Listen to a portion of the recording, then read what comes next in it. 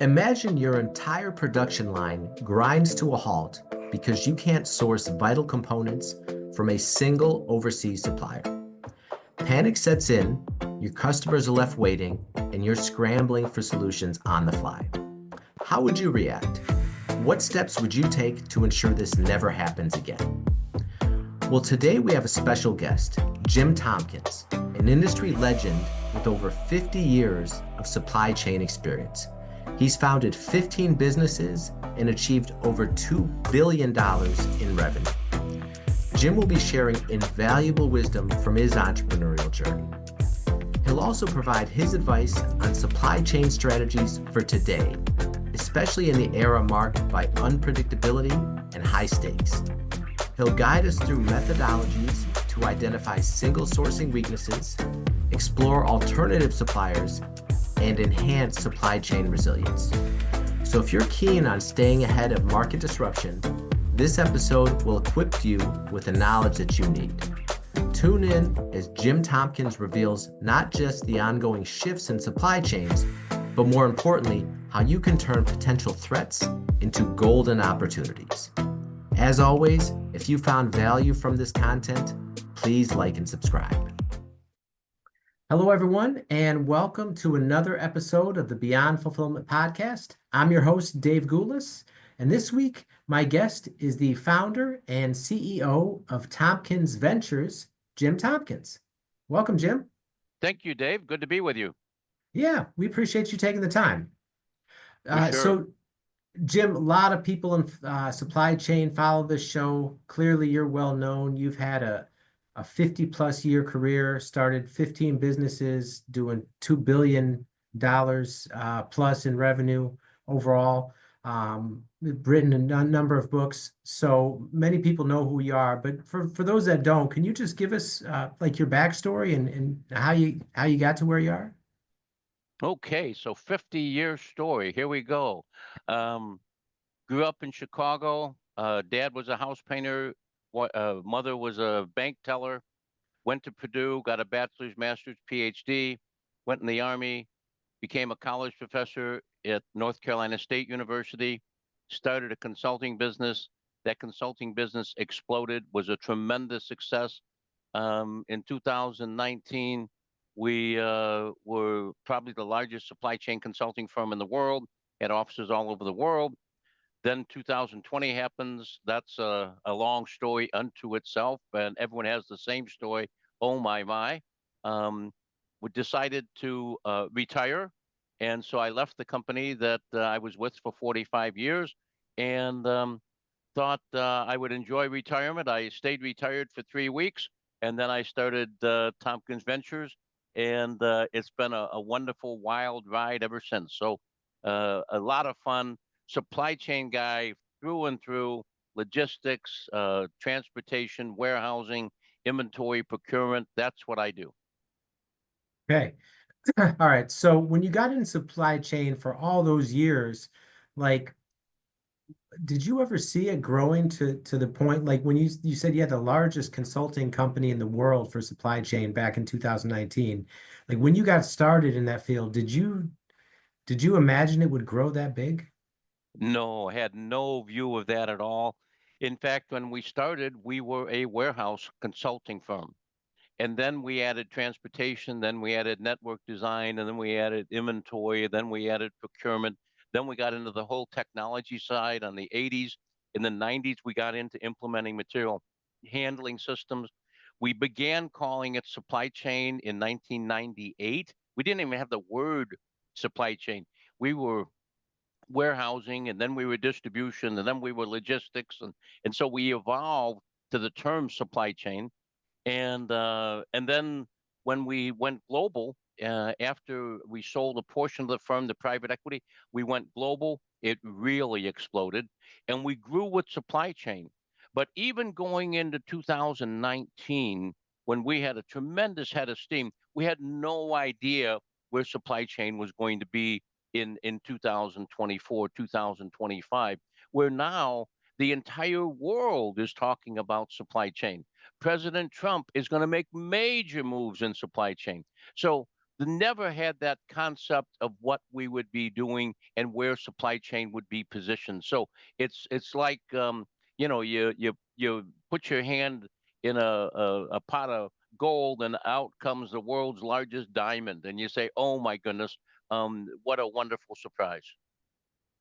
And okay, so appreciate that story. And like you said, clearly you had no idea how things were going to evolve or how this would grow.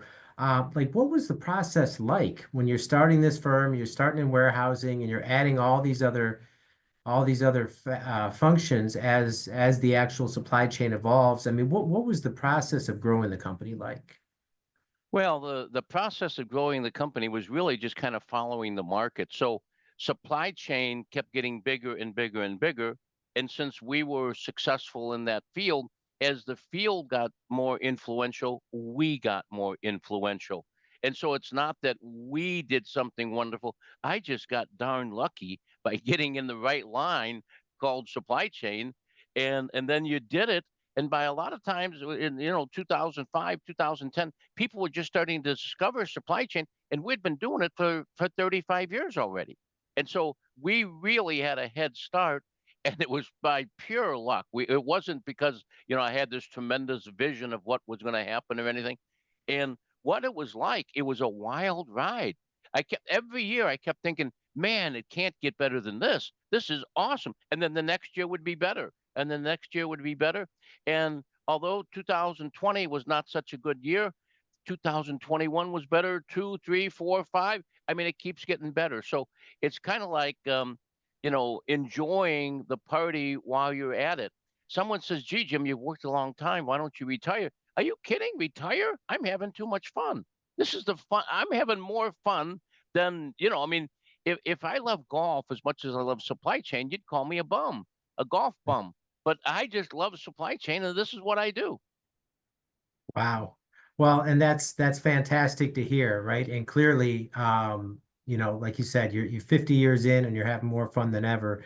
I mean, I think that's something everyone would aspire within their career. All right, so you brought up 2020, COVID and all the things that the pandemic altered. Like how would you say from your point of view, being that you're an expert and you've been in the field so long, how did the pandemic um, alter the supply chain as we know it today? Well, the supply chain before 2020 was kind of unheard of outside of those who really did it. People in business knew supply chain, but when my wife told her friends that her husband was a supply chain expert, they said, "Really, what's supply chain?" And for years, I had to explain what supply chain was. For years, my wife explained supply chain. When COVID hit, one of her girlfriends called her up and she said, I was just watching the news and they said the reason we can't buy toilet paper is because of supply chain. Isn't that what Jim does? And she said, yes, that's what Jim. She said, and so it's Jim's fault that we can't buy toilet paper in the stores. And so all of a sudden we became famous. I mean, it was like the guy that plays in this little smelly piano bar for 40 years and no one discovers him, and then the next week you show up and you're playing in Madison Square Garden. So we became the hit of town. And the reason we became the hit of town is because before 2020, supply chain was pretty predictable. You kind of knew what your demand was going to be. You knew what your supply was going to be. You organized it, you planned it, you put a little buffer in, things flowed, and you were successful. COVID hit, and guess what? The supply wasn't coming.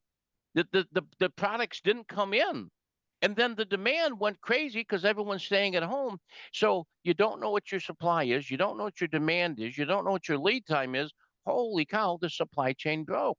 And so now we have a broken supply chain, and companies are saying, this is driving us to our knees. We need to get some resilience in this supply chain.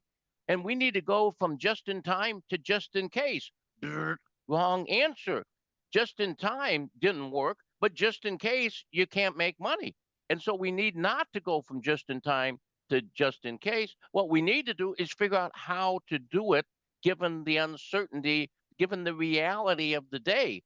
And so we reinvented the whole concept of supply chain after 2020 because we entered a period of really, really, really uncertainty.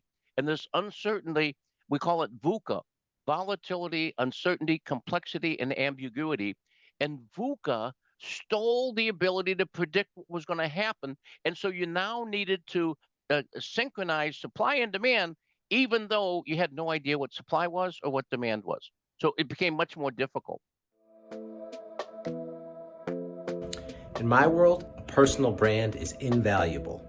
A year ago, Easy DC was brand new with just a couple of customers and no online presence. Then I found Hicks Marketing.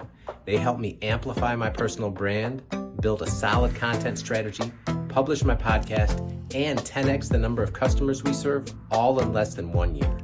Do you need a marketing partner who gets you and cares about your success? Reach out to Alicia at hicksmarketing.com for more info and tell her Dave Goulas sent you. All right, and so you mentioned 2020, you retired. That didn't work. You quickly decided to jump in and do something else. And so then you formed what is now Tompkins Ventures. So can you talk about what led you to do that and what Tompkins Ventures is? Well, there should be a very good intellectual answer to this question, Dave.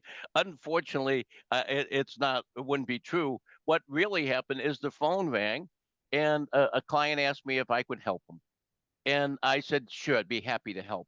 And so I provided him some help, and then another client called, and another client called, and what we found is that there's a major shift in how consulting firms work.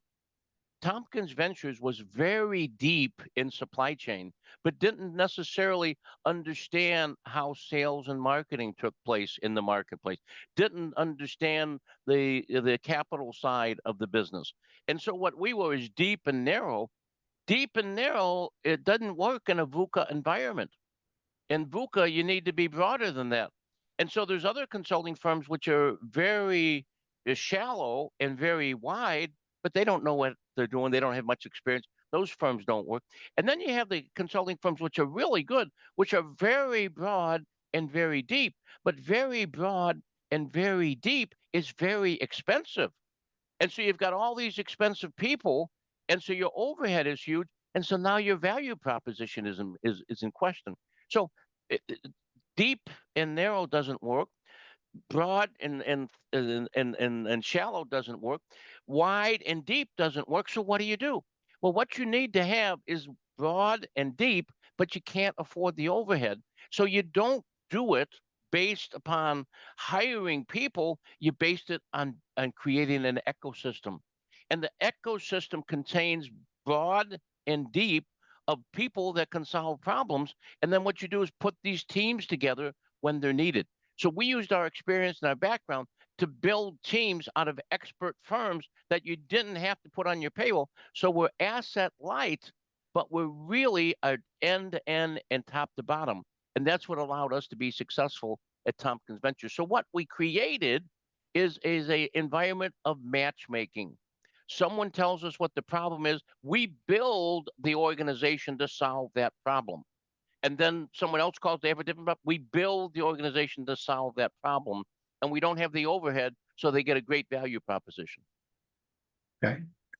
And so when you started this, what was it like building that out? Because clearly 4 years later, the company's thriving.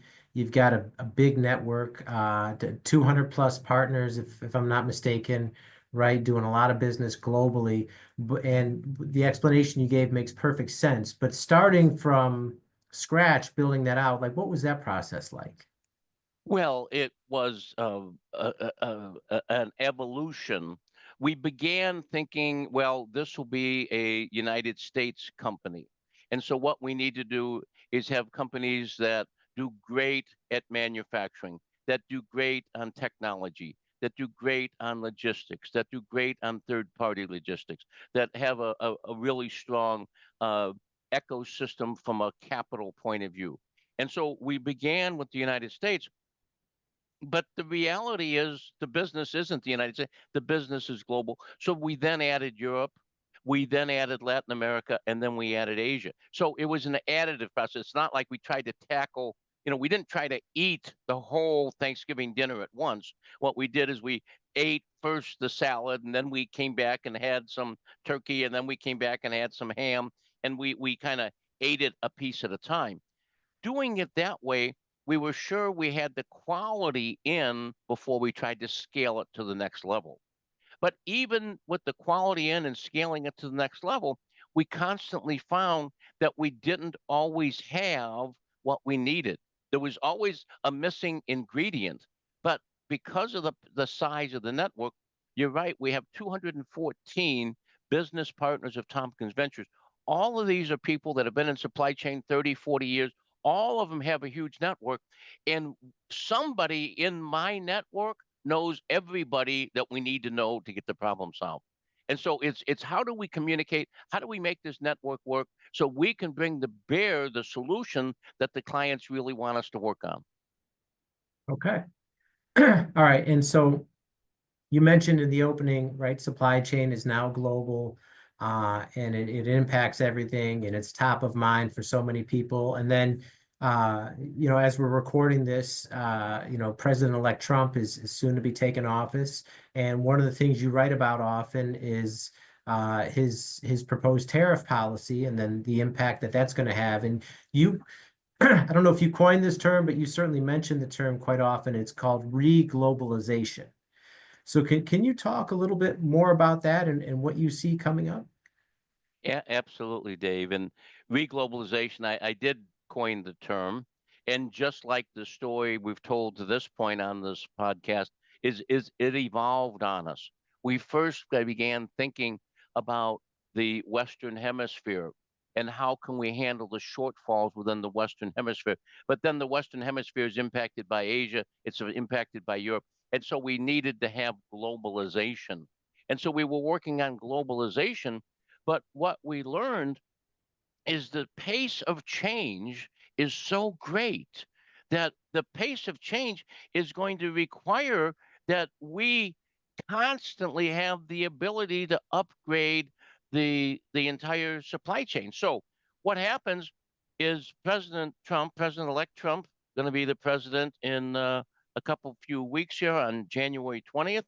He is going to do what he has promised. Now, my father told me when I was a boy, he says, Jim, when you're in business, don't talk politics and don't talk religion. And I followed my dad's rules my entire life. I've never in my business context talked about religion or politics. However, what we're seeing today is what's going on with tariffs is going to have a tremendous impact on supply chain. And so I have no choice but to enter the political arena because the political arena is coming into my world, and therefore my world has to have a reaction to that action. And so there's a cause and effect taking place. The reality is what's happening is there's an underwater earthquake. And this earthquake, I would call it a Trump earthquake. And the Trump earthquake creates a tsunami. And a tsunami is not a real big wave when it's out at the open sea, it's a real fast wave. And that wave is moving very quickly to China. In fact, that wave is going to get to China right around January 20th, January 21st.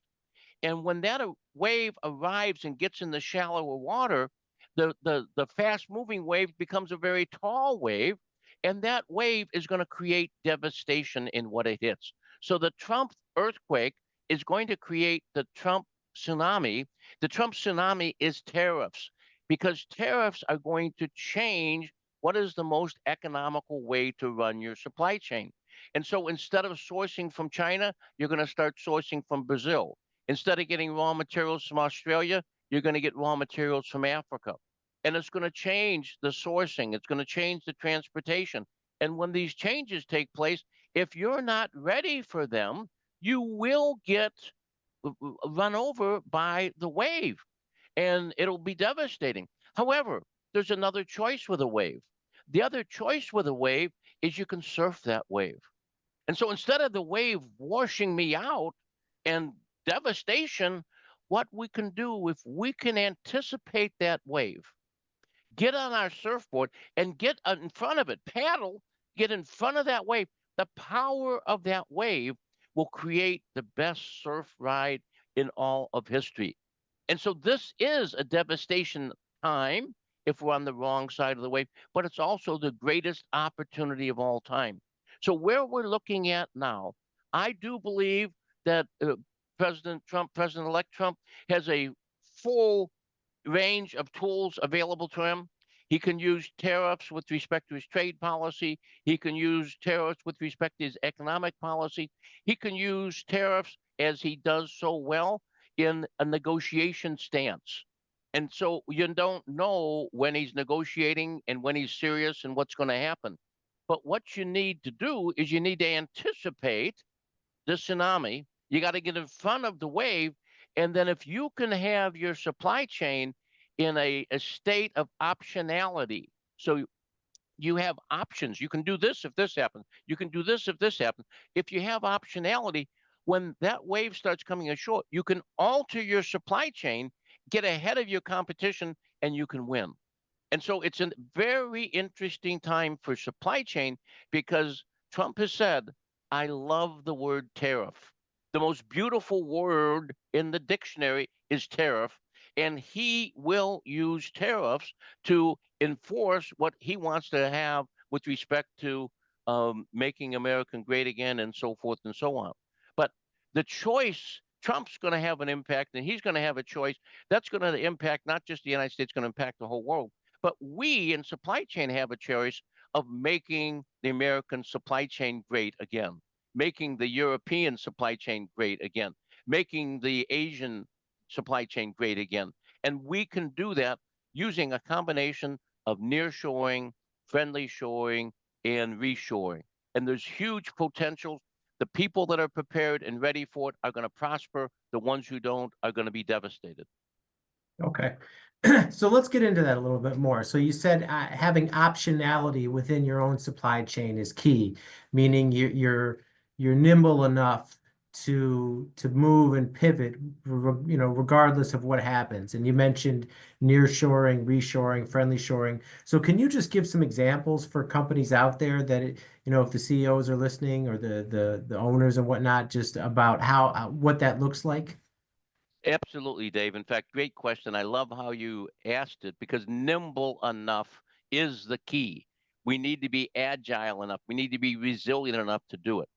For example, the lowest cost approach is to buy all of a certain product from a single source. Single sourcing allows you to have economies of scale. Single sourcing also gives you no optionality. You're not nimble. When a tariff is put in place on a company that's behind that tariff, your cost is going to go up. And so what I must do is eliminate all single sourcing.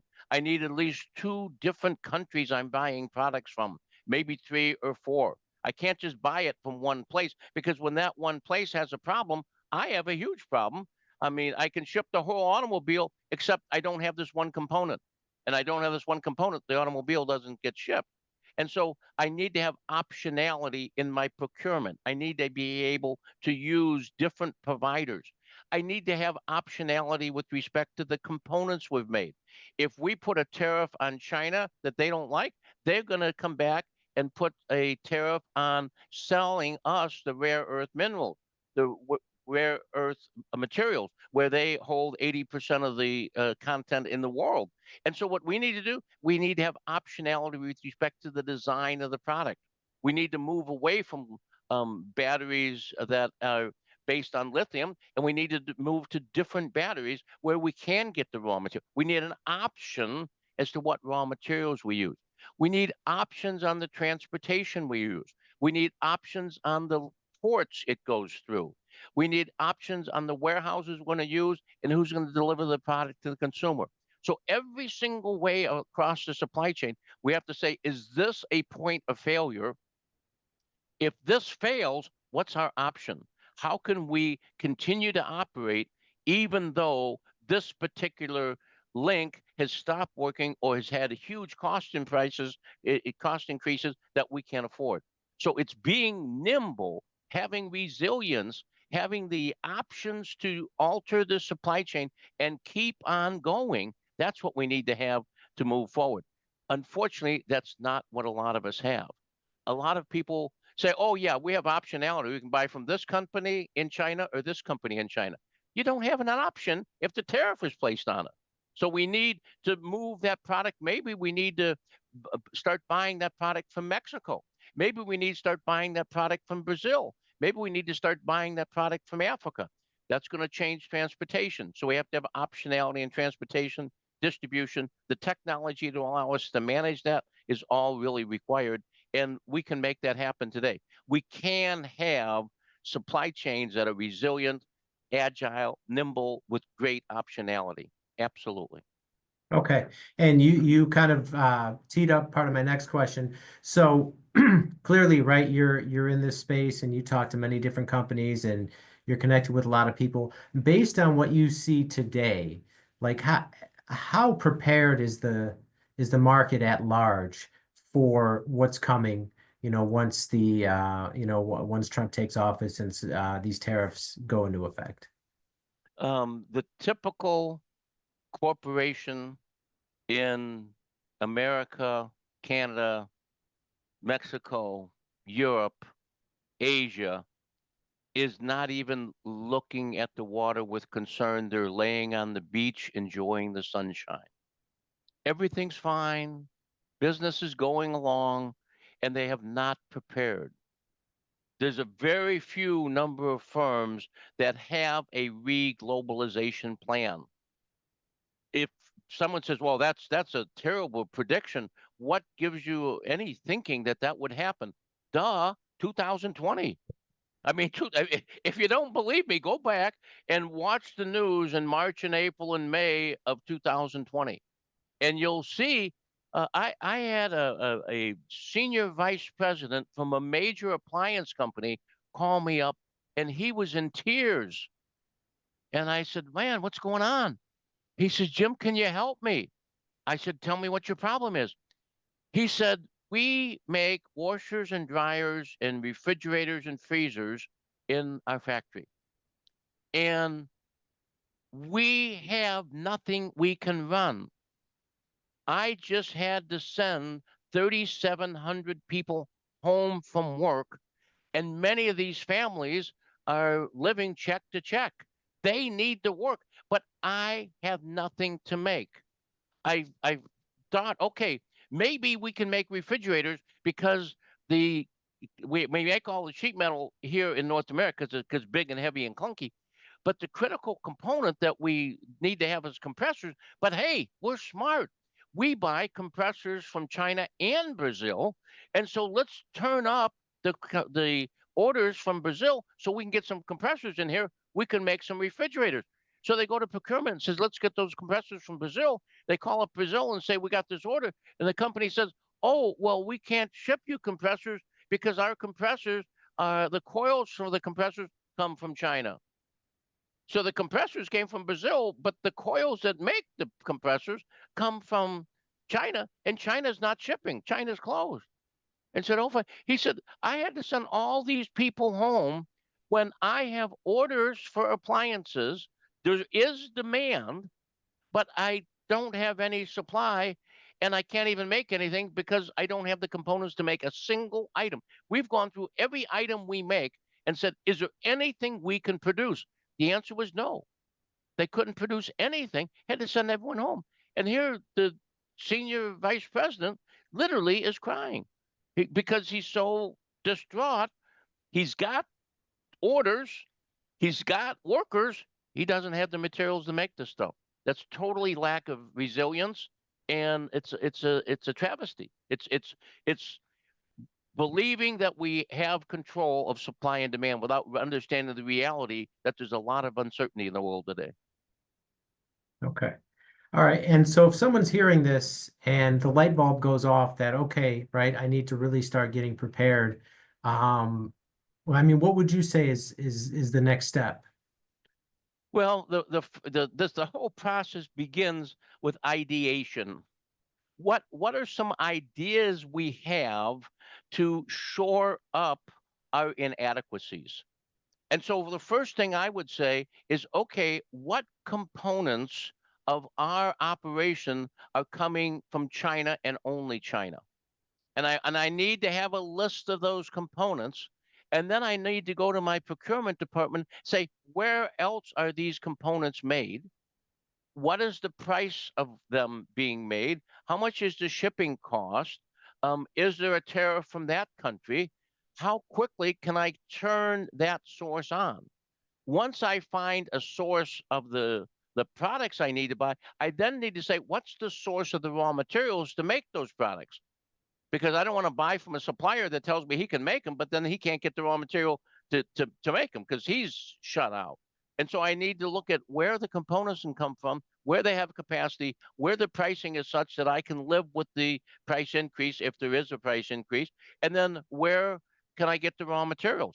So some people want to talk about us reshoring, bringing that manufacturing back to the United States. Reshoring is a great idea if you can automate it. But if you can't automate it, the labor is not available, or can you afford it if you're coming back to the United States? Plus, reshoring kind of implies you're going to bring it back to where it was. There is no coming back. That factory got turned into a condominium. There's workers that used to work in that factory. They all took jobs in high tech, and they're all doing artificial intelligence stuff now. And so they're not interested in coming back. And so what if we can't bring it back? If we can automate it, we can bring it back. But if we can't automate it, maybe what we do is go to a low cost country. And guess what? Mexico labor is less than China labor. And so what we can do is do a good job in Mexico. Or maybe what we do is we take it to Brazil. Maybe we take it to Africa. Maybe we use a company in Canada or Mexico to produce it, and then we bring it in the country. Or maybe we then ship it to the Dominican Republic and Panama and let them fill the orders.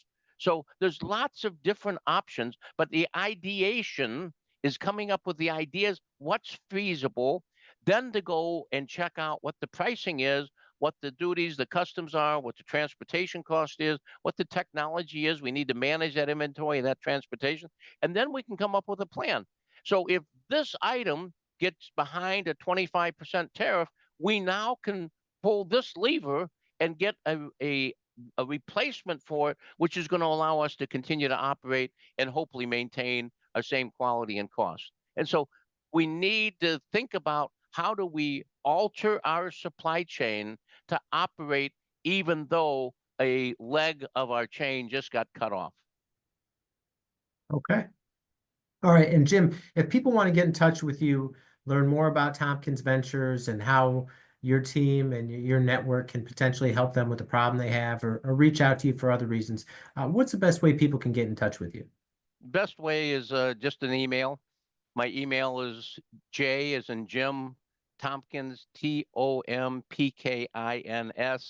at Tomkins Ventures, one word, TOMPKINSVENTURES.com. All right. And we'll link all that in show notes for everyone. Super. All right. Well, Jim, thank you so much for taking the time to be here, sharing this wisdom from your journey and your insights on the present day supply chain. We greatly appreciate it. Dave, I appreciate the interview. Great job. I loved your questions. Thank you. Thank you so much. And that is all the time we have for now. We will see you next time.